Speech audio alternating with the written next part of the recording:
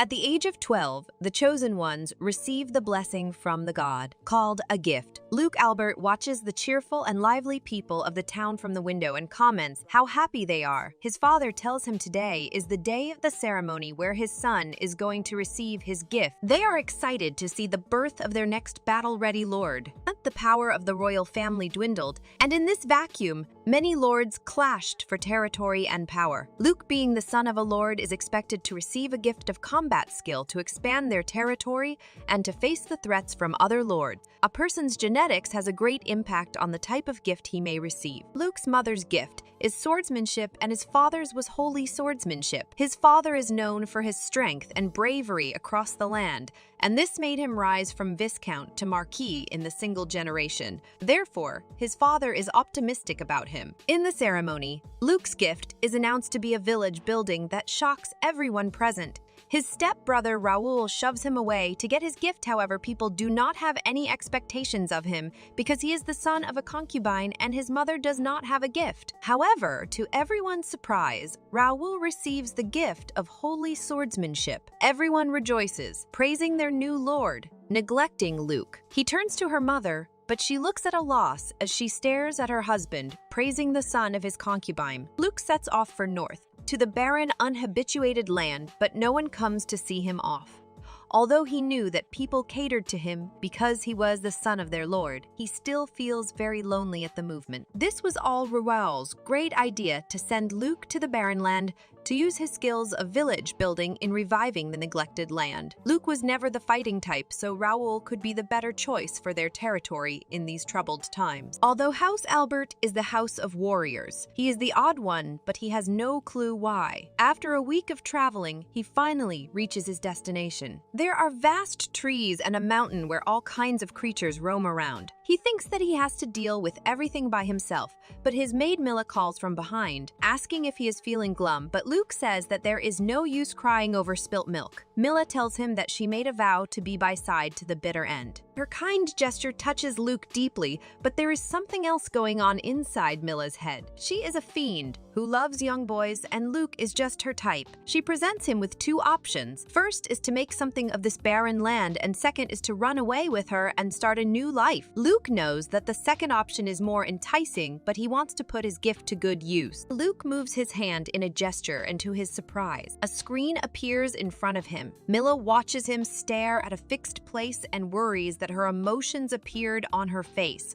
so he is going to hate her now. Luke tells her to step back as she is passing through the screen. He realizes that she cannot see the screen and that the words appearing on it are not of this world, but he seems familiar with them because he has memories of his previous life. He tells Milla that this is part of his gift and tries making a village. He selects the option to build a village and the land levels out by itself. He then selects the option of building a hut and a well for them to survive. He also adds Milla as the first villager and gets some extra village points. At night, while resting, he feels his ease for his powers do not require bloodshed, and he can live a peaceful life in a village he creates for himself. Selin announces that she is going to leave her house because she was fine being politically engaged to Luke, but there is no way that she is going to marry someone twisted like Raoul. Her father and the guards try to stop her, but she easily makes her way out. Luke wakes up squeezed in Milla's arms and considers having a separate hut for himself, but Milla says that one is enough for them. She still remembers the day when Luke covered for her when she broke a dish. That was the day when her 12-years-old heart fell in love with 3-years-old Luke. Luke uses his village points to make a field and starts planting seeds while Milla watches him work hard and dies of cuteness attack. While taking a bath in the evening, Luke contemplates that they have not been attacked by any creatures yet, but they must enhance their defenses just in case. So for the next few days, he works on building a watchtower and some walls while also working on the field. A few days later, while celebrating the fruit of their efforts, Milla and Luke hear a voice and find that there are goblins outside the walls trying to breach inside. Luke understands that their only option right now is to fight,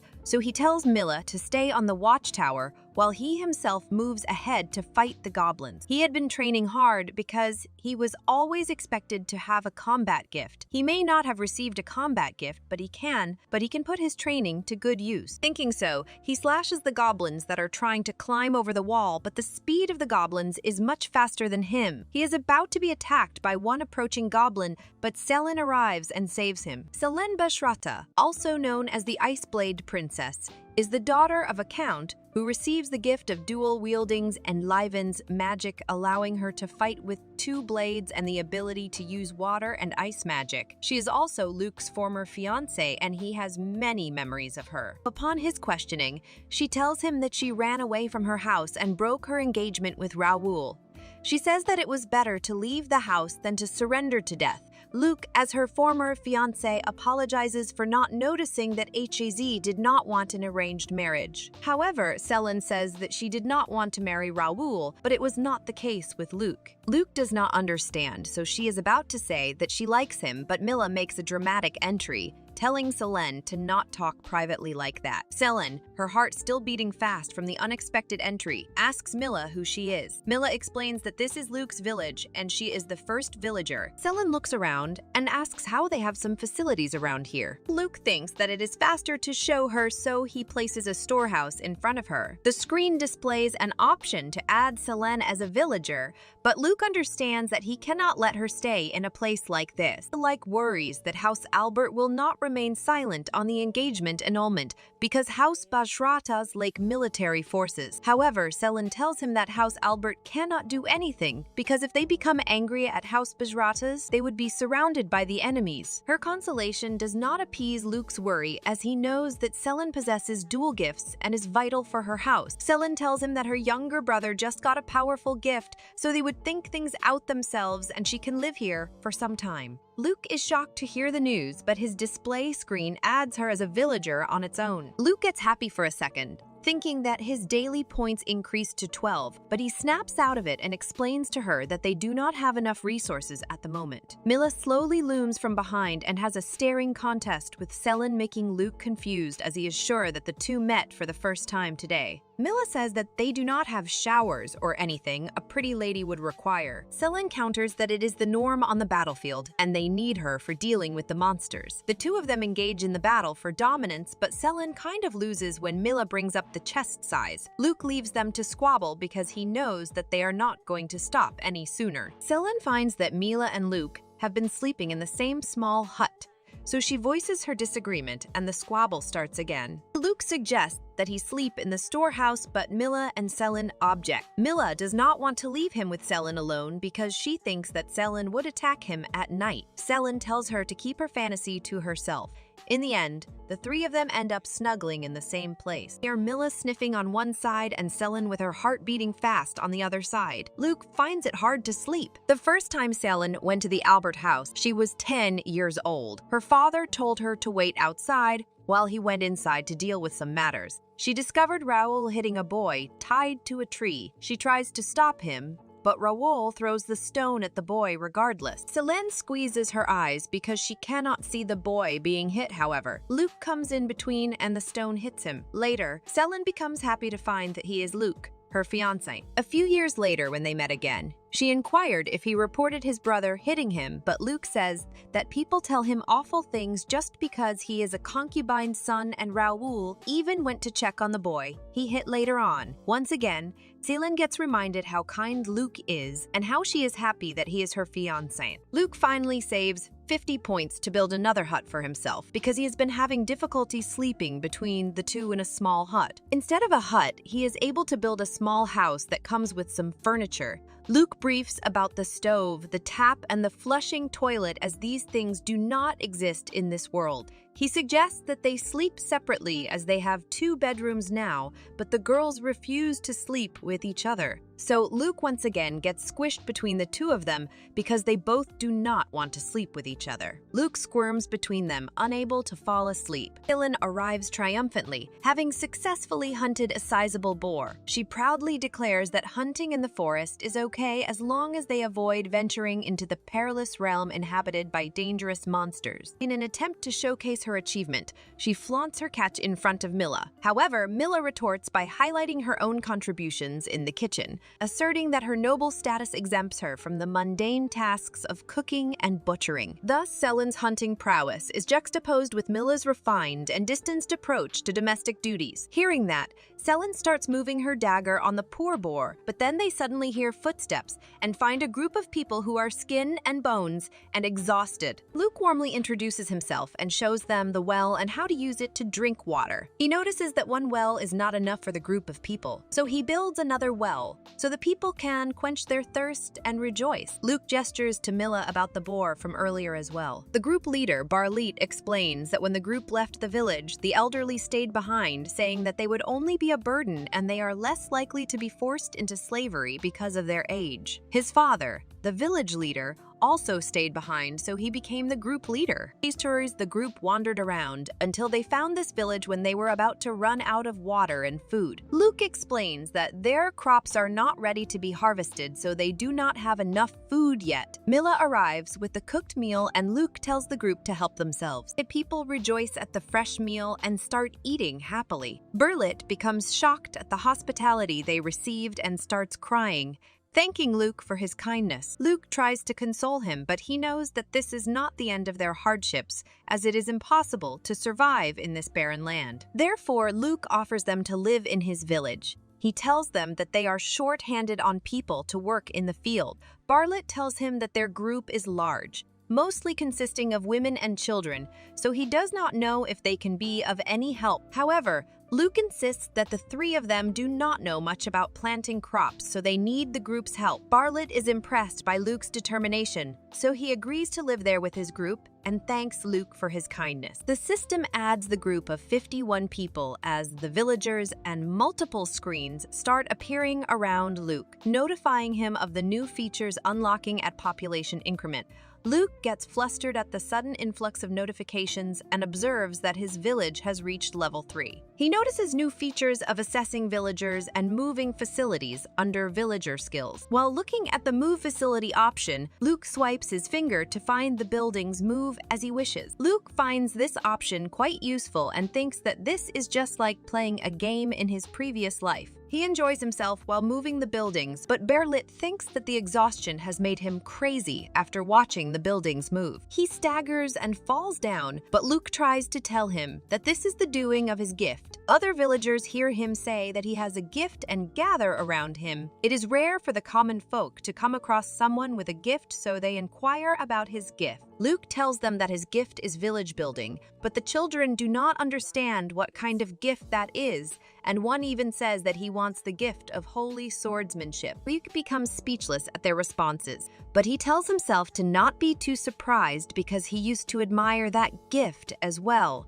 He proceeds to build houses for the villagers. He builds a row house that can accommodate 25 people, so he decides to make some more of them as he needs to save points to expand crops and walls. The villagers gets excited looking at their new houses and crops, and Luke tells them to rest for the day. Next up, Luke tries to assess the villager's skill, and a screen pops up with information about the particular individual. Luke gets shocked at the pop-up as it contains personal information and instantly tries to close the screen, but he notices a gift option on the screen that catches his attention. Luke asks the man if he has a gift, but the man tells him that there is no way he would have one, as there are no churches around, and he does not have the talent to get one.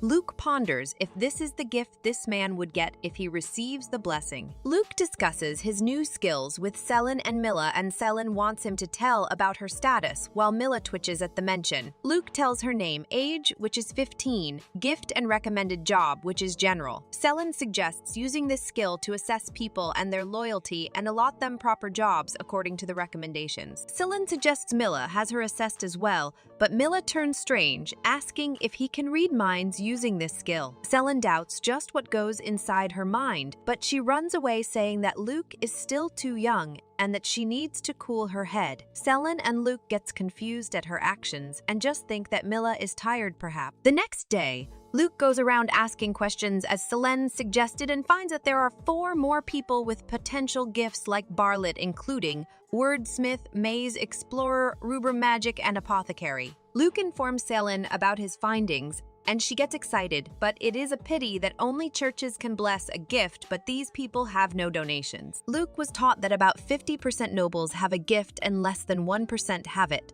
But right now, he saw 10% villagers having a gift, so it can mean that commoners are led to believe that they do not have a gift, while nobles have the monopoly on gifts. He is pondering over it when Milla arrives and pours a bucket of water over her head. Luke asks what is wrong while shaking, and she replies with the saying, "Empty your mind and even water will feel cool," on which Selin corrects her that it's not water but fire that will feel cool. Milla opens her collar saying that she does not have a single dubious thought on her, and they can check themselves. To cool her down, Luke assesses her using the gift to see if also recommends her a maid job. Gillen also joins to find something to laugh about, but to their surprise, Milla is 21 years old with ultimate loyalty, and the recommended job for Milla is priestess and her gift is oracle. A few days later, the group joined them. They found out that Milla has an oracle gift, but there her gift is going to remain dormant as long as she does not receive a blessing from the church. Barlit comes to inform him that the crops are ready to be harvested, and they are larger than the most because the soil here is very fertile. Everyone gets excited to see the vegetables, so Luke suggests having a feast to celebrate. Luke wants to help in cooking, and Milla feels touched until she watches Luke cutting the poor vegetable. She tells him to wash the vegetables instead, but Selin boasts that she can do something as trivial as cutting vegetables. She swings her blades and cuts the vegetables. That is along with the table, and Milla scolds her. After all this hassle, Milla serves the food, but before stating, the villagers peek at Luke in a suggestive manner, and upon Selin and Milla's interpretation, Luke gives a toast. Everyone digs in and enjoys the feast after a long time of suffering. While indulging in their feast, two villagers approach Luke to bring him news of an approaching group that is headed towards their village. Sensing the need to gather more information, Luke climbs to the top of the watchtower to assess the situation from a vantage point. As he observes, he realizes that this new group consists of approximately 40 individuals who appear to be refugees seeking shelter. Intrigued by their arrival, Selin contemplates going to meet them on her own, but it is Barlit who recognizes a familiar face among them, a person named Dongua. Immediately compelled by the recognition, Barlit decides to personally greet Dongua, as they have a shared history. Barlit reveals to Luke that their respective villages had prior interactions, and Dongua used to frequently visit Barlit's village due to his infatuation with Barlit's sister. The mention of this past affection causes Dongua to blush nervously and hastily request Barlit not to dwell on their history. Dongua explains that things got hard in their village, so they fled. He admires Barlit for being able to resettle in this barren land. However, Barlit clears the misunderstanding that Luke is the village head of this place. Luke greets him and offers him the feast they were enjoying. The new group tries to refuse, but Luke insists as he says that the friend of Barlit is a friend of his, so each of them return to their merry making with the new people. After a few days, Luke goes out to the village to find everyone happy and healthy. Dongo's group also joined the village because they do not have to worry about the war or food deficiency in this village. Now the population is 97, so Luke built new houses and expanded crops for the new arrival. The ratio of women is higher than the men, and there are 4 among them with a potential gift, but it will remain dormant without the blessing. But Luke is happy that the village has grown so much. A villager on the watchtower informs him about another group approaching, and he hesitates to tell him their number. Luke asks him, and he tells that 70 are approaching. That shocks Luke as well as other villagers. Luke is experiencing apprehension and concern due to the sudden arrival of 70 unfamiliar individuals. The reason for his worry stems from the fact that taking charge of such a large group would entail a significant responsibility, and any misstep on his part could potentially jeopardize the safety of everyone involved. Luke's fear is deeply rooted in his awareness of the potential risks and challenges that lie ahead. Selin,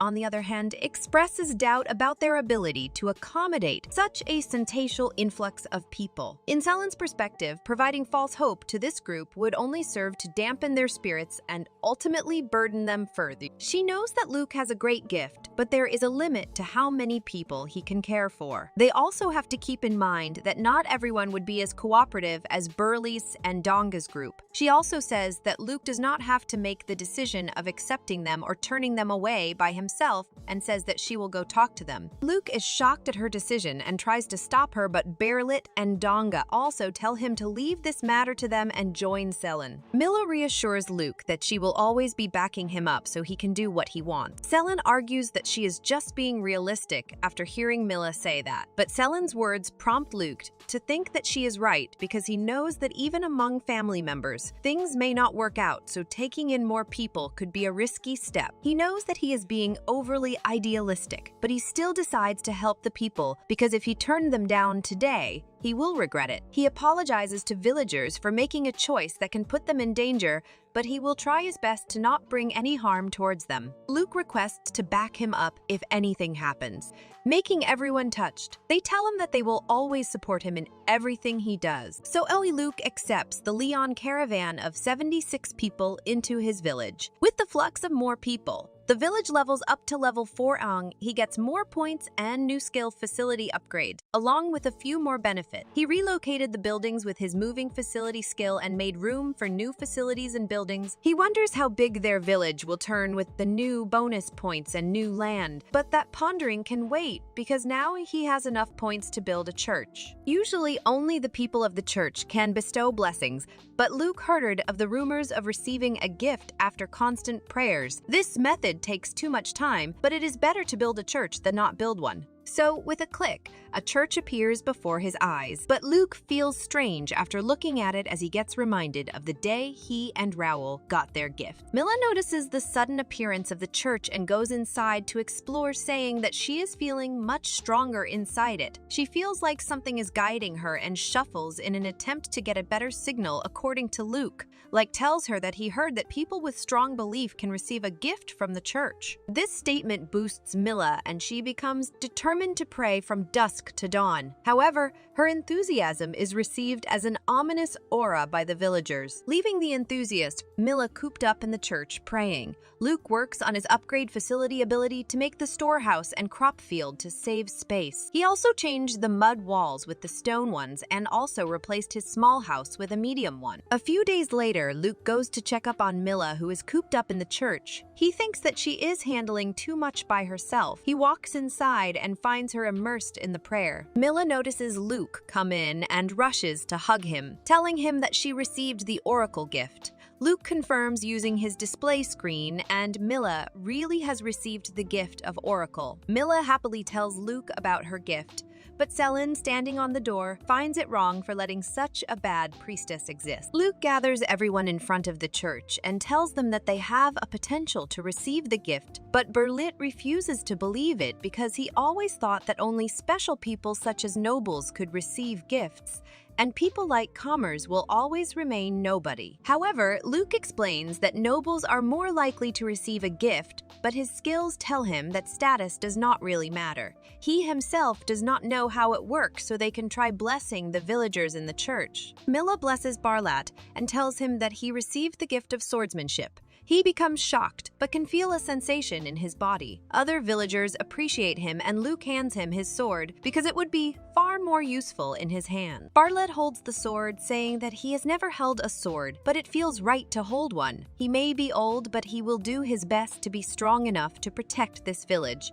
Everyone gets giddy after looking at the results of the blessing and tries to be the next person to be receiving the blessing. Everyone gets different gift from Master Farmer to Holy Swordsmanship. Out of 170 people, 17 of them had a potential gift. 4 of them are children, and blessing a child with a gift can take a toll on their body. So this time, 13 adults received the blessing of a gift. With this, Luke hopes to improve their food supply and defense and bring a peace of mind to the villagers. The 2 swordsmen engage in a training to improve their skills as they never held a sword before. Some people appreciate them while others feel envious of their gift. Luke understands that a gift is a blessing that is impossible to obtain no matter how hard one tries. He kind of understands now the reason his father wanted his sons to receive the holy swordsmanship. His train of thoughts breaks when Selen praises the 2 men fighting fighting for their improvement, and they answer by calling her teacher. Luke gets shocked and envious because she is the same age as him. Bartlett tells him that she has shown herself to be very strong. The girls and women from the village praise Luke for being a village head, but the conversation soon diverts to his plump skin and smooth hair. They leave him after making a mess of his appearance. Luke wants to be regarded by the people just like Selin, but he is happy that the villagers are smiling. Bartlett thanks Luke for everything, and Luke becomes determined to become a cool village chief. But Bartlett has some doubts about how much time it would take. The watchtower informs of the new refugees, so Selene and Luke go to see them. The new group looks terrified because they were attacked by the thieves, and some of them were dragged to somewhere unknown. Luke feels pity for them, but Selene says that it is their own problem. After hearing that, the new group starts crying and apologizing because the thieves might be following them here. Bar finds himself entangled in the operations of a notorious gang of thieves. As a valued member, his assigned role is to discreetly track down and apprehend refugees, subsequently offering them for sale to interested traders within the illicit business. With the recent surge in conflicts across the region, the demand for refugees has skyrocketed, presenting an opportune time for the gang's enterprise to thrive. However, Bar recently made a critical mistake and faced the wrath of his boss, admonishing him for this misstep. Determined to rectify his error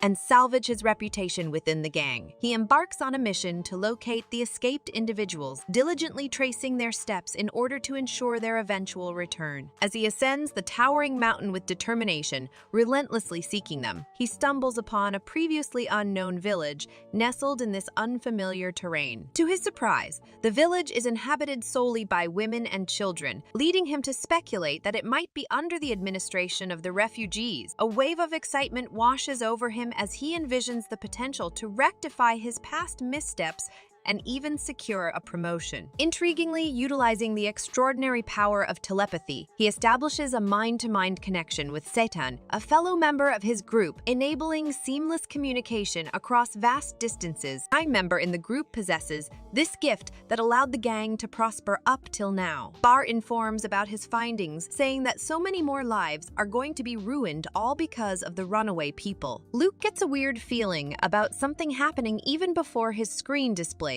a notification of an intruder. He tells about it to Selene, and she finds this skill super useful as it can help them keep the village safe. The screen also tells about the location of the intruder, so they head towards that direction. In the deep darkness and silence, Selene says that the intruders are concealing their presence and asks Luke to stay put as they can come from any direction. However, Luke points in a direction, saying that they are hiding over there because he can locate them on the map on his screen. The intruders step out of their location, shocked at how Luke could tell their location, but after finding only 2 children in front, Bar gets his confidant back and moves to take them down. However, Selene uses her ice skill to freeze him in one place. As soon as Bar regains his consciousness, he hears in his head the sound of his comrade telling him that they are heading towards the village. However, Bar cannot answer him because he is confused to find himself behind the bars with Selene and Luke on the other side. Selene questions him, but Bar comes back to his senses and remains silent while communicating with his team that there are only women and children here, so getting in would be a piece of cake. He is not technically lying and thinks that it would be better if the leader came here in person. Bar does not answer Selene's question, but Granny Nima arrives from behind and asks them to leave the intruder to her. Luke remembers reading that her recommended job is torturer. She tells them to open the door to the cell, but Selene tells her to be careful.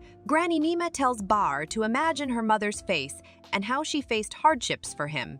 Bar finds it funny that she is trying to make him cry and decides to play along by pretending to cry in atonement. Selene tries to warn Granny Nima to not to believe his facade, but to everyone's surprise, Granny Nima strikes between Bar's legs. She keeps hitting him while telling him that she will make sure to remind him of his mother's tear-stained face. She turns sweetly towards Luke and Selene and tells them to prepare for the incoming fight while she takes care of the young man. In the meantime, the gang arrive outside the village where Bar located their next business. One member of the gang tells the other that there is something wrong with Bar's responses as he keeps breaking the connection. Another member thinks that Bar is slacking off again and decides to listen in the village before any further action. However, their leader says that they can make them yield using only brute force and there is no need to overthink. He dashes marches towards the door thinking that a mere door cannot stop them and smash the door, telling his men to follow him. Luke observes the situation on his screen.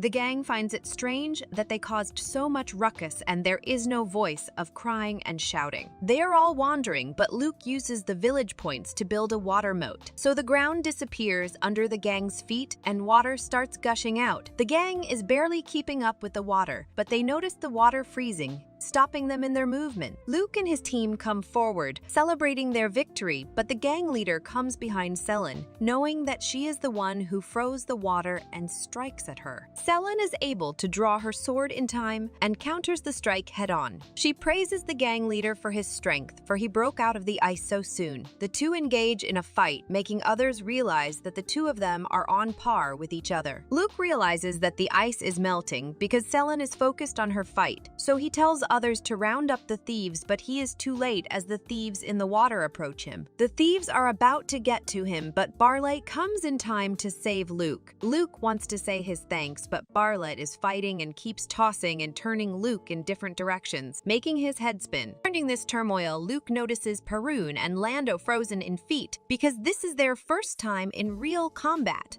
The thieves also notice them freeze and rush towards them to take them down. Fortunately, they get saved by their fellows who tell them to fight back. However, Perrin and Lando get hysterical because they never trained to fight so many people at once. Satan gets happy to see the fear spread, but his happiness does not last long because Luke kicks him in the face, making him fall into the moat because their bodies are still frozen and their movements are slow. This gives the team a motivation and they start to do as Luke told them. Satan looks at his gang falling into the water and ponders that these guys looked novices at first glance, but they can fight strongly. Satan gets excited when he sees the leader of the gang return, but gets shocked when he finds him frozen because Selin took away his body heat with every small strike. He did not even notice it because he is all brawn and no brains. The whole gang gets stupefied when they look at the villagers in daylight. The screen pops a notification that 40 intruders have been captured. Thus, the next day, Luke and his team launched a rescue mission to bring back the captured people. They managed to find them in time, all thanks to the Granny Nima who made the thieves come clean. Granny Nima asks if they want to know her methods, but Luke refuses to know such method. The only problem they have left now is dealing with the thieves who are locked up in the cells. Luke cannot hand them over to the near domain to be dealt with law because no domain would accept them given the difficult time.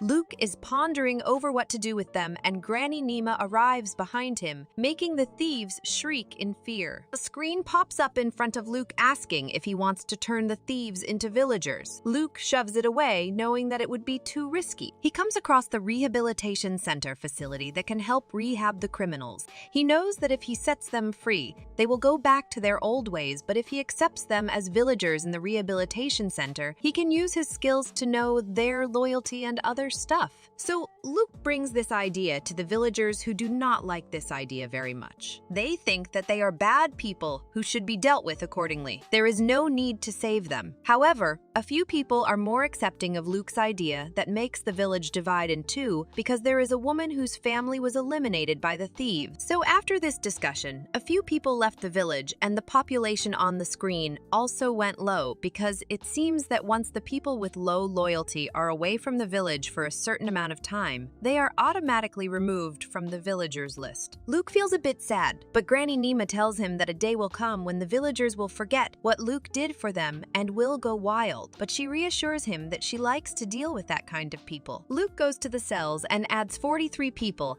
as the villagers that boost the population to 300 and village levels up to level 5. Luke sets up the rehabilitation center, and since they do not know the results of the center yet, they decide to put 5 obedient-looking thieves inside the center to test things out, and Granny Nima was put in charge of them. The thieves look at Luke with puppy eyes because they are so scared of Granny Nima. Luke's heat throbs, but he tries his best to not to give in to their puppy eyes, and Granny Nima laughs in anticipation of her entertainment. Luke coldly tells Granny Nima to take them away after looking at their village loyalty, so she pulls them inside using a rope. Next up, Luke fixes and upgrades the village gate so it would not be so easily broken if there is a next time. He goes through the new options that arrived with the level 5 village and finds that he can now customize the facilities. Luke wants to set up roads, but he should save his points as well. He swiftly goes through the facilities in the village. His next building is a public bath, but the people here are not familiarized with the concept of it. So Luke explains to them that this is a place where they can take a bath. The door with blue cover is for men and the one with the red cover is for women. Everyone gets excited and starts using it right away. Luke comes to ask about their experiences and becomes happy to find that everyone is enjoying it until men start peeping at women's side and Granny Nima comes to take them to the rehabilitation center. Luke thinks that everyone has their own way of relaxing and leaves the bathhouse. Luke finds Selene and her students training hard and goes to greet them. As Selene watches him, she throws away the sword and rushes towards him. Milla somewhere in the village gets the feeling that a pest is approaching her master. Barlat informs Selene that she just broke the last swords they had. They do not even have the weapons to go look for the better ones out of the village, so one of them suggests sending the thieves out there naked to get a hold of good stuff. Barlet nudges his partner to get him out of his fantasies. Barlet also notices Luke pondering on this matter and tells him to not worry about it too much as he has already done so much for them and he should use his gift on himself as well. Luke feels touched and they both start flattering each other. Gorati also tells Luke to spend his gift on himself more. He says that he should have upgraded his house before building them a bathhouse because the 3 people live in that tiny house. Luke thinks that it is a waste of the points, however. Selene thinks that this is the arrangement she likes the best. Perun, Tiar, and Lando tell Gorati off that he does not understand about all the mishaps that can take place while sharing a bath in that house. They call Luke naughty, so Luke upgrades his house with a swish while Milla and Selene beat up the boys who destroyed their heaven. Luke happily shows the new house with 3 bedrooms to the girls that are crying in a corner. Milla points at the Luke's bed, which is bigger in size, and says that he is supposed to have a bigger bed since he is the village head, and since she cannot sleep well on the bed that is not familiar to her, she will be sharing the bed with him. Selene refuses to accept this arrangement, so Luke tells them that the both of them sleep on that bed because he is fine with using a single bed and he can add a block if he wants a bigger bed. Luke adds some stairs on the stone wall and some holes to access the situation outside. He thinks that these holes are enough, but dongua makes him realize that these holes are too easy to reach from the outside. Luke worries that they do not have the weapons needed to be used by these holes, so he comes up with an idea to use his facility customization skill to make the weapons. He makes a sword using wood, but it soon snaps in half because of his fragility. He then thinks about the sturdiest material they have that can be used to make a good sword, and this thinking leads him to the cells. He notices that the bars are so sturdy that they do not budge, even with the force of the thieves. He bends down to make the weapon, but the thieves make fun of him for cowering in fear. However, they all get shocked as they see a rod appear in front of them and observe Luke make a sword in front of them. Barlet and Selene get shocked that he is able to make an iron sword, so Luke tells them the process of making it. They test out the new sword and Selene approves it and dashes to tell others about it. Granny Nima comes with the bunch of thieves of the rehabilitation center and says that they are reformed and ready to go. Luke gets shocked and excited and checks their village loyalty, which is even more shocking is that it is high. Luke can barely recognize the reformed thieves as they gather around him. Granny Nima instructs them to follow Luke's orders, and they all comply enthusiastically. They all bow in front of Luke, calling him chief and waiting for his commands. Granny Nima disappointedly remarks that she didn't even get a chance to guide them as their fragile resolve was broken almost immediately. Still not completely sure about their loyalty, Luke reluctantly instructs them to help Barlat, and they all run off. Granny Nima continues to reform more and more thieves in the facility, and despite close observation, the reformed thieves that leave the facility have never done anything suspicious. Luke is relieved at this turn of events. As he stands in the basement, he hears a faint voice calling to him. He turns around to see a man from the next cell calling him. Luke realizes that the one calling to him was the thief with the gift of telepathy. The thief introduces himself as Satine and explains explains that he was from a well-known merchant family, but after some problems, he got kicked out. This caused him to resort to theft just to survive. He begs Luke to let him out of the cell, claiming that he will atone for his mistakes, but Luke can see that the thief is still mutinous. Satan is caught off guard by Luke's caution. He tries to concentrate on Luke's mind to try and find some useful info, but before he could pry into Luke's mind, Milia walks over, calling out to Luke excitedly. Her obsessive thoughts about Luke overwhelm Satine. Completely shocked and horrified, Satan exclaims that Milia is a nasty woman, to which she rebukes him. Luke explains that he has the gift of mind reading, and Milia realizes what he meant. Milia decides that he is a nuisance and tells Granny Nima to take him away for rehabilitation. Granny Nima happily drags him away as he begs to be spared. Luke asks Milia what she was thinking about that shocked him to such an extent, but she brushes it off, claiming that she was thinking about cleaning the toilets later, which probably put him off. Later, Luke notices some unrest among the villagers and asks them what's wrong. They explain that Selin and the hunting team haven't returned. A kid in the crowd shouts that it's the curse of Almiraj. She explains that Almiraj are the giant rabbits living in the forest which are often hunted by the team. The girl lifts her hands up to show them Almiraj balls. She explains that 1 week ago the hunters came back with Almiraj like always. She knew it was dead, but she felt as though it was staring at her and the balls in her hand. She slowly approached it to get a closer look, and all of a sudden, the creature came back to life and screeched loudly. They try to play it off as a coincidence, but she is convinced that the balls are cursed. Luke realizes that as the hunters helped butchering the animals, their pheromones might have brushed off on them, which might attract nearby animals looking for mate. If the hunters get surrounded by a lot of animals, they could be overpowered. The village lookout notices something huge approaching them and exclaims that the hunters might not be the only ones in danger. Seeing the odd entity head towards their village, Luke thinks that he is the best fighter they have. At the moment, so decides to buy time for everyone to get to safety. But one of the villagers suggests throwing the thieves at the entity, as it's a good chance to see if any of them have changed for the better. Suddenly, Selin returns and, with a confused look, asks them what's wrong. They ask Selin if she is fine as right now. They just saw a massive creature, but they realize that it was just Selin and her party carrying hunted orcs. The orc is an ill-tempered beast capable of destroying an entire village on its own, and so are considered a luxury food item, in addition to that they also taste very good. Seeing the hunted orcs lying on the ground, they ask how long it will take before they can eat them, at which Milia says she will begin preparing them and prepares her weapons. She, along with her helpers, goes at it on the meat and begins cooking. Luke thinks that this looks just as impressive as being on the front lines on a battlefield. Later, seeing the cooked food, they question if selling it instead of eating it would be more beneficial,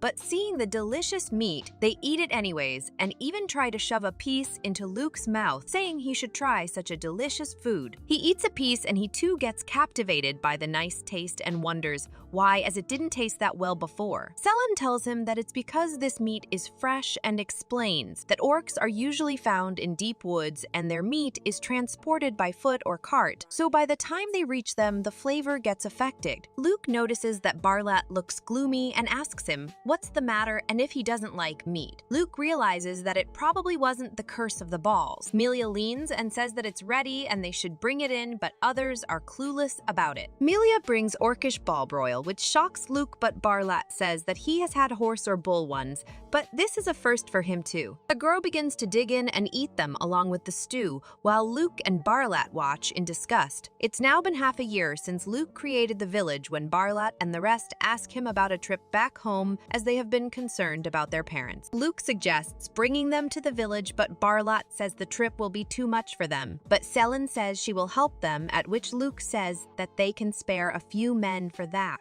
A few people also ask to be allowed to help, but Luke and the rest aren't enthusiastic, as it's the reformed thieves. But the reformed thieves have a high morale, though Luke is hesitant to let them out of the village despite them having a high loyalty. But Selin is on board with the idea, saying she can handle them if they betray them. Later, Selin and the reformed thieves leave acting as guards, leaving Luke worried, but Luke suddenly gets an idea. A few days later, Luke is busy moving fields and building houses and stone walls. He built 2 layers of stone walls as a living space for the reformed thieves to help everyone feel more at ease, as the reformed thieves would be able to work the fields and defend the village. Seeing this, the reformed thieves get very happy and say they will watch for any dangers, and Satan can even report with his telepathy, which excites the others, as they hope he will be able to notify them of anyone fishy by reading their minds and ask him why he became a thief with a gift that handy. Satan responds that others thought his gift was dangerous. From the moment he got it, he could hear everyone's through thoughts about him, which was a very bad experience for him. He even found out what everyone really was and how evil most people were, and even his parents who he trusted were afraid of him in their thoughts and wanted to get rid of him. So he ran away and met the gang of thieves. He gets told that to atone for his sins, he has to do others' chores, but Satan wants to show how useful he is. Suddenly, Milia arrives saying that Berlit and the others have returned. Seeing Milia, Satan falls unconscious. They have a warm reunion. Barlet's father thanks Luke, and even Granny's husband is there. Luke is worried about the conscripted men when he sees Selin has captured the thieves who attacked them. They are the leftovers of the gang they caught earlier. The reformed thief tells them they will see the light soon, but the captured ones don't believe it. Meanwhile, a few miles away, a father and son are wandering looking for a village as theirs doesn't have enough food for the winter, and this is better than dying of starvation. The son says they won't find the Lord's son as he had gotten kicked out at the age of 10 and is most probably dead. The dad says they can't sit around and wait to die, so they are looking for newly developed land as those are exempt from taxes. The son thinks he would have had a better life as an adventurer, which makes the dad angry. While the dad screams at him, the son points to something and says he sees a stone wall, but the dad doesn't see anything. The son says his dad's eyes aren't good enough, so he runs towards the wall. Luke sees everyone having a happy reunion and then goes off to bed. While he is trying to sleep, Milia and Selin appear and lie in bed with Luke. Luke gets a telepathic message from Satan that 2 men are approaching the village. Milia thinks that they may be refugees. The 2 introduce themselves as Mac and Manta from the village of Mao in the south. Luke introduces himself as the village's chief and wonders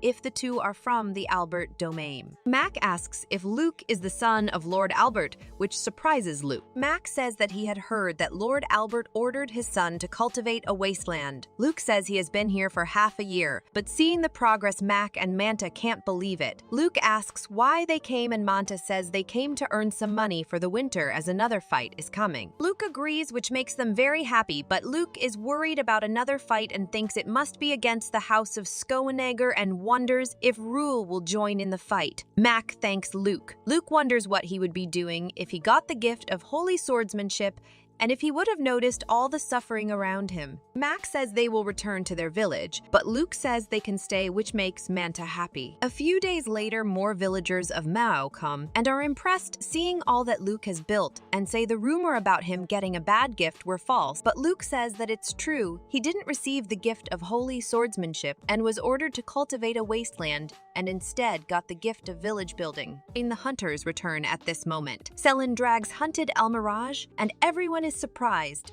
to see that they hunted 5 of them. Selin sees the people who came from the Mayo village and says that they should have a feast now.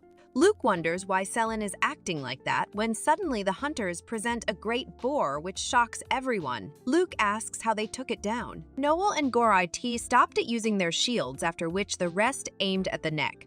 Luke sees that even though he made the shield very strong, it still got dented. The boar gets dragged inside so it can be cooked. The villagers from Mao ask for a place to set up their tent, but Luke says he will make something for them. They say it's not necessary, but Luke uses his gift to create a house for them, which surprises them. He explains that it was his gift of village building, at which the villagers say that it's a very useful gift. Luke reaches village level 6 as the village now has more than 1,000 people, as there has been a steady influx of people because everyone heard about how Luke helps them with their needs, and the reformed thieves have been routinely patrolling the wasteland areas to ensure that people are safe. Luke has a meeting with the rest, and they think that their village may become a target of the intensifying fight, and Selene says they need to prepare as much as they can, and Milia says to leave it to her oracle gift. Luke says that 10% of the population has a gift, then it will make for a good amount of people. Luke assesses everyone and finds out that about 100 of the villagers have a potential gift. 24 had fighting-related gift, but after excluding the children and elderly, the number drops to 19. They think it will be easy as so many of the villagers have gifts, but Berlit says they will still have to work hard to keep the village running. One of them would make a good perfumer, and the other a good food critic. But there aren't enough jobs to give everyone their recommended jobs, but still giving them related ones help foster a sense of community. Luke's next concern is low village loyalty. The lower a village's loyalty is, the more likely someone is to leave. But there are other issues along with it, such as low village morale, which causes extra issues, so they have to step in to do something. Luckily, all it takes to get loyalty back up is asking the villagers about their concerns, due to which they have been able to nip many of the issues in the bud. Luke is tired due to things being tense in the village, but Berlit says everything will come together soon. While trying to fix everything, they passed the 1,000 villagers mark, which allows him to build apartments which have 20 living spaces, which are more than a row house, so he builds it despite it costing 300 points. With every level, the area of the village has increased to the point that now the entire wasteland is a part of his village. Luke thinks that being able to build facilities outside the walls is huge. He notices that Granny Nima is worried. She says she is ashamed as there are a few who won't budge no matter what she does, such as their boss Doriel. At this point, Selene joins in too. Granny Nima says the real challenge is Bar. They meet him and he says he will never change, at which Granny smacks him, but it has no effect, so she hits him even more. Milia realizes that Bar is a masochist, at which Selene realizes they can use pain as an incentive. Selene headbutts Bar and tells him to listen to them if he wants reward, but he spits at her, making her back off. Granny smacks him again and explains that masochists aren't submissive, so they decide to put his rehab on hold. Aral recognizes Selene as the Ice Blade Princess and asks her what she is doing there, but she doesn't give a straight answer. Doriel says he wants to show respect to the one who beat him, so he will answer their call for help. Selene tells the conversation to the rest and says she doesn't trust him, but he may come in handy. Luke thinks their loyalties changed from mutinous to low. Later they see that a large crowd has gathered at the public bath, and Selene comments that it's because things have gotten cold. Luke is glad that everyone is enjoying it and wants to make other types of baths, and thinks about using facility customization to make the perfect one and make a very big one that could house 20 people. They all comment on how it looks, but Luke pushes them into it and they enjoy it. They ask about him joining, but he declines, saying he wants everyone else to enjoy it first. Later, Luke sees that Milia or Selene aren't near, so he can enjoy it on his own and hopes in it. He thinks it's late, but he can still hear people's faint voices and maybe his lonely days are over, but suddenly Milia appears behind him asking if she can wash his back. Milia thinks that it's been half a year since Luke was ordered to develop the land, and the two of them have overcome many troubles together and built a great village, but soon it began to overflow as many other people came to join it, and as the village grew, their time apart increased, and so something must be done. She doesn't want to leave Luke alone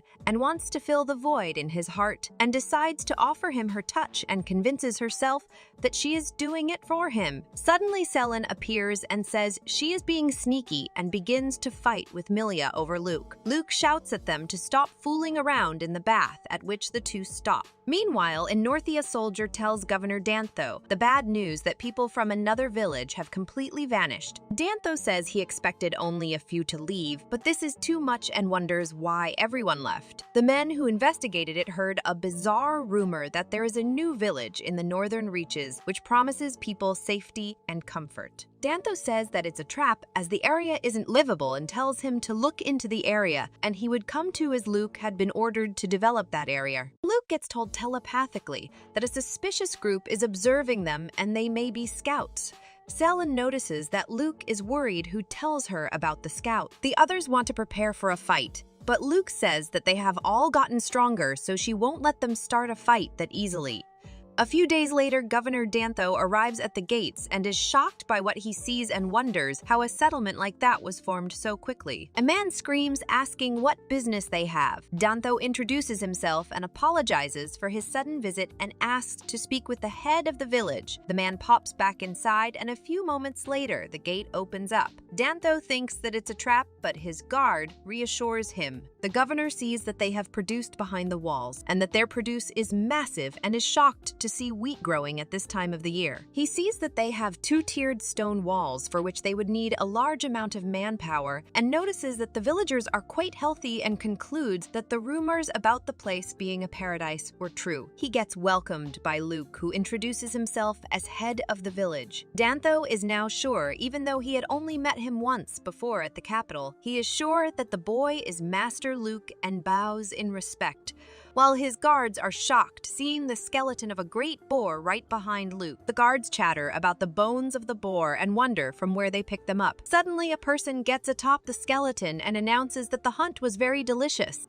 At this, the guards whisper about them. Seeing this, the rest of the villagers get happy. Luke thinks about Governor Dantho and remembers that there are 20 governors in the Albert domain, and land taken via fight is put under the governance of those who are the most loyal to the Albert's butt. If the existing governor pledges his loyalty to the domain, then he will be allowed to continue serving, like in the case of Governor Dantho. Dantho apologizes for the belated greetings, but Luke says there's no need for that. Luke thinks that Dantho is going out of his way to greet him, even though he has been disowned, and thinks that Dantho doesn't know that Luke has been banished there. And as Dantho's region is close by, he thinks they will interact a lot. Luke invites them for a welcome feast as he wants to make sure that they stay on friendly terms. Dantho sees the large building and asks about it. Luke explains that it's an apartment building, which is a housing complex where most of the villagers live. Dantho sees that despite a large number of people living there can't see any waste and comments that it's very clean, at which Luke says they try their best to keep things clean, but Dantho thinks it isn't possible. He asks about another building, and Luke answers that it's a public bath and explains that even though every house has a bath, the people enjoy the spacious public bath. Dantho asks that even though the area was a wasteland, then how did he make so much progress so quickly? Luke explains that he used his gift of village building, and at first, he didn't know how to use it, but he quickly learned how to build things freely. Dantho comments that it must be the reason Luke was sent there. Luke says his father doesn't know about the gift's true power and thinks that if his father found out about the village, there would be trouble, and so doesn't want to make him an enemy. Later, they enjoy the massive feast. During the feast, Milia announces that the swordsmen would entertain them. Seeing them, Dantho asks if they hunted the great boar, and Luke affirms. The swordsmen have a mock fight with great ferocity, seeing which the crowd goes wild and enjoys a lot. Others with their gifts also begin showing tricks, seeing which Luke thinks that everyone is going at it. Luke thinks that he didn't want to bring anything related to the church up, but everyone wants to show off their gift. Dantho and his guard are shocked to see talented swordsmen and people with gifts. Seeing them surprised, Luke thinks they are worried and leads them to their residence for the stay and says that there is enough space for their guards too. Dantho thinks that the structure wasn't there before, so Luke must have made this specially for them, and so he thanks Luke. Dantho asks his guard what he thinks about the village, at which he says that it's very odd, and he apologizes to his governor, as that they said they would protect him from any danger, but admits that if anything was to happen, then even their elite force would be unable to do anything, and even by using everything at their disposal, they would lose. The village, and Dantho himself admits that the village has too many gifted people. Dantho says that Luke must have had everyone receive the blessing, as even though Luke tried to lead him away. He saw a church and wonders where they found a priest, as all priests with the oracle gift are under the control of the church, and wonders if there is a priest who is an exception to the rule. They talk about the possibility of everyone having a gift, and Dantho says that if the church finds out about this village, then they will take action. The guard asks Dantho how he will explain this to the Lord of the domain. Dantho decides he won't bring the matter up, as if the Lord finds out about this, then the Lord's view of Luke would get better, due to which Raoul may try to destroy the village. The guard says that Dantho may lose his life, but he says he had turned a blind eye to the suffering of his people and wonders if there was another doorway. At Luke's house, they have overheard everything and are relieved at how they concluded their discussion. Luke greets Governor Dantho and asks if he slept well. Dantho greets back and says that he slept well because of him and thanks him for accepting the migrants from Northie and says he is ashamed at his inaction, bringing suffering to his citizens, but Luke tells him to not blame himself. Dantho tells Luke that Northie has been suffering because of a famine and asks him to sell some food to them. To Dantho's surprise, Luke accepts immediately. Dantho says they don't have much money, so asks him to take supplies as payment. Luke happily agrees, saying their village is new, so they are low on a lot of things. The two shake hands upon agreement, and Dantho says he will get his merchant guild to dispatch some of their best men, and as the guild has multiple branches across Northie dealing directly with them, will make trade easier than dealing with the public office. Seeing the governor and his men leave on a muddy path, he thinks about building a road so carriages can pass through, and a paved road appears immediately. A few days later, the hunters return, which pleases Luke. Luke asks about Selin and the rest. The hunters had come across a few injured elves, so the others decided to escort them to their village before coming back. Luke and the others get shocked upon learning about the elves. A man says that elves are beautiful and hopes they will repay them, at which he gets smacked as elves had been abused before. Luke asks about what happened. The hunters heard screams in the forest and found elves fighting mad grizzlies. They joined the elves and took down the grizzlies, but many elves were injured, so took them to their village. Luke is glad to see everyone is safe and wonders what an elven village is like. Beautiful elves appear, and one of them comes towards Luke and thanks him on behalf of her tribe's chief, and then introduces herself as Filianis Mel Lebo Leoninus Selineros and shortens it to Philia. Selin tells the men to stop staring at Philia and apologizes for that, but they have warmed up to each other. Philia is surprised at there being a village in this wasteland, as nothing could grow there, and thinks humans are incredible. Luke begins to show the elves around. One of the men suggests showing them the bath first. The rest disagree, but they succumb to Philia's beauty and agree. Selin is also on board with the idea. At the bathhouse, Philia begins to take off her gear, but her subordinates protest that it will leave them open to attacks, but she assures them that they are safe there. Luke points out that it's the men's bath and Selin will show them to the woman's one. Philia quickly takes her clothes off and heads into the bath, but runs into Dongua, who angrily throws things at her to get her to leave. His boys come worriedly and get surprised seeing an elf in the men's bath. Dongua tells them to do something, but they point out that he is always naked. Aelin punches them to leave,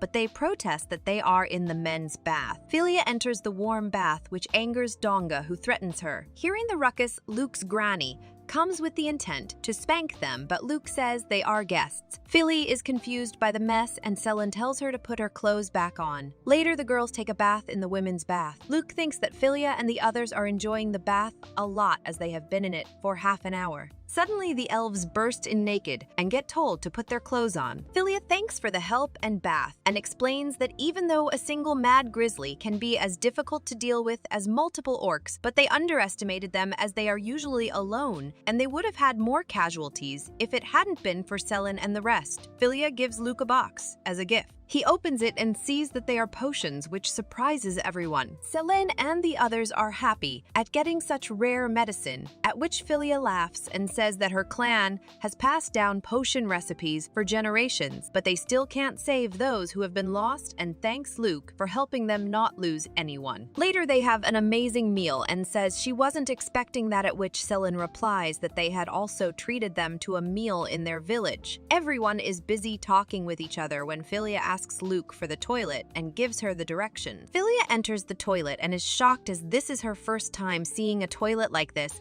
and thinks for a bit and concludes that she needs to squat atop it, and does so with great difficulty while thinking that humans create unusual things. She has difficulty maintaining her balance, and while looking for a place to hold onto, she accidentally presses a button. Philia's screams are heard by everyone, and they rush towards her wondering what happened. They see Philia on the ground, who points at the toilet and says that she was attacked by it, which angers the elves while Luke gets confused. Philia explains that the toilet spewed out water with great force at her while her companions ready their weapons to attack the toilet. Later, Luke explained to her that it's a multifunction toilet, and as she touched a random button, it splashed water at her. Luke apologizes for forgetting to explain it to her.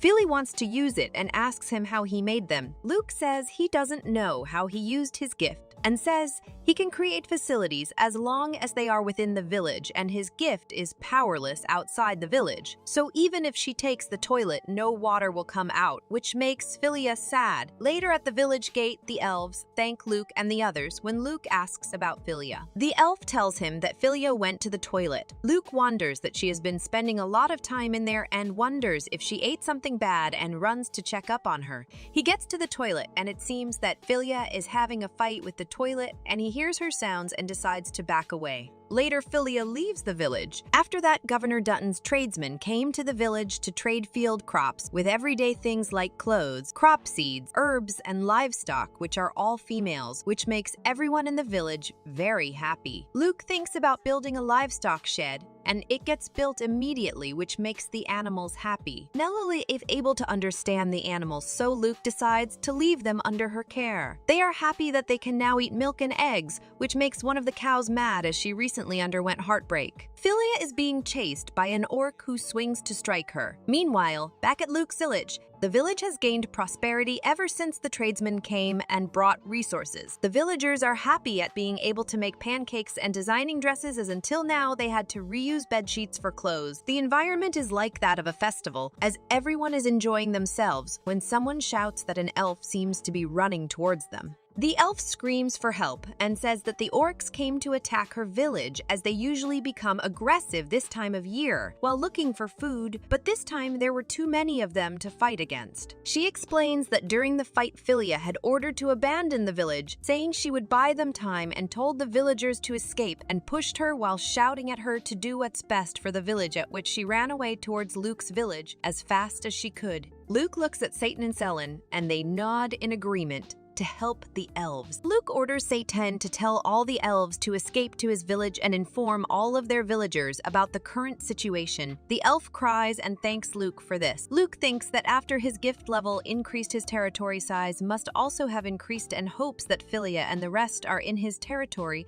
as he makes them his villagers. He manages to succeed and finds Philia's location and creates a stone wall to save her. He telepathically tells her that they will fight with her, and they are leading the other elves to his village and tells her to come too. Philia apologizes for needing help again, but he says there's no need while everyone else gets ready. Luke builds a watchtower to see afar, and 30 orcs are counted in total. Selen gets ready to fight them while Luke tells Philia to guide the orcs towards them, at which she asks if they can handle that many orcs, but he tells her to trust him. Luke builds 2 walls to create a path, which is getting narrower, at which Philia thinks that Luke plans to fight the orcs few at a time, but just as she gets out of the wall's way, the walls crush the orcs. Luke tells the villagers to take care of the orcs while they are stuck, and as they are about to, an orc watches them from cover. The dead orcs lie silent while Luke asks if it's all over now and asks Philia if all the elves are safe. She says yes and is happy that there were no major casualties and thanks him for help. While the injured are gathered for treatment, Luke says that he heard the orcs get aggressive around this season and asks if it happens every year. Thalira responds no, as they don't taste good to orcs, so aren't hunted by them. But as the orc population has increased, they have stopped being so picky with their food, so they agree to take extra precautions when going out to hunt. But Philia says that the village may be in danger too now, as there already were so many people here, but now they have created such a scene and added to the numbers. But Selen says to worry about things like that later and tells her to not be so gloomy, and such problems aren't a big deal for them as they are quite strong. Seeing Selen be cheerful, Philia says that now, even if they get attacked by the Orc King, they will be fine. At this exact moment, a loud roar is heard, and they all turn around to see what made that noise. They see a massive orc heading towards them. Seeing the massive orc, they scream in terror and realize that it's the Orc King. Philia and Selen cry to take back what they said earlier, while Luke says they should reorganize first. As the Orc King rushes towards them, Luke builds a wall to stop it, but the orc smashes through it like it's nothing. He wonders what to do, as he has already used a lot of his points and continues building walls walls, which the orc keeps on crashing until Luke runs out of point. The orc is very close and Luke resigns to his fate thinking it's game over,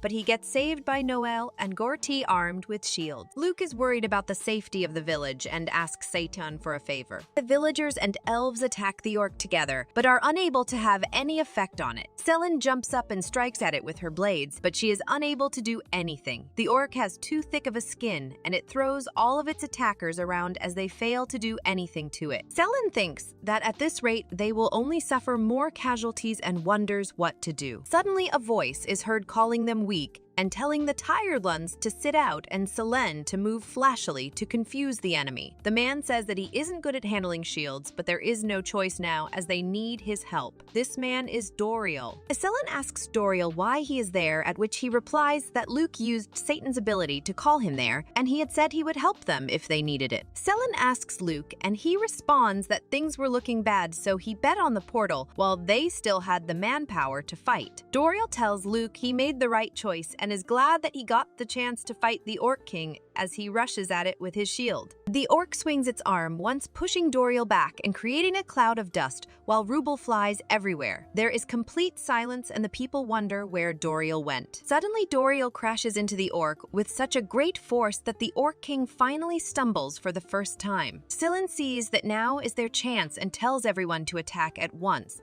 but they aren't happy that they have to be saved by a guy like Doriel, but nevertheless, they still charge the orc with their shields. Everyone begins to attack the orc together, and Luke thinks that they only need a little bit more.